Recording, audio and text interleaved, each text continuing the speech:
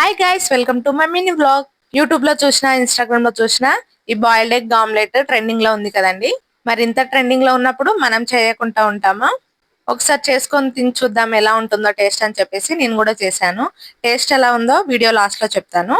First అయితే eggs ని boil చేసేసుకోవాలి. బాయిల్ చేసేసుకొని పైన ఉన్న పొట్టును మొత్తం తీసి పక్కన పెట్టేసుకోవాలి.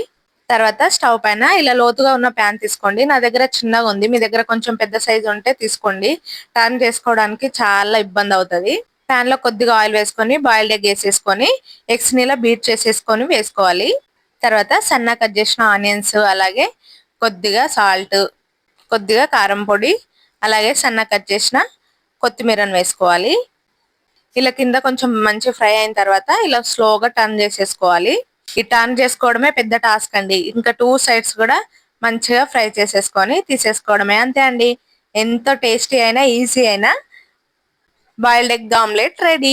ఇలా మధ్యలో కట్ చేసి సన్నగా కట్ చేసిన ఆనియన్స్, అలాగే కొద్దిగా సాల్ట్, కొద్దిగా కారం, కొద్దిగా కొత్తిమీర వేసుకొని తింటే చాలా టేస్టీగా ఉంది. నాకైతే ఎగ్ బజ్జి తిన్న ఫీలింగ్ అయితే వచ్చిందండి. వీడియో నచ్చితే లైక్ చేయండి, షేర్ చేయండి, సబ్స్క్రైబ్ చేసుకోండి. బాయ్ అండి.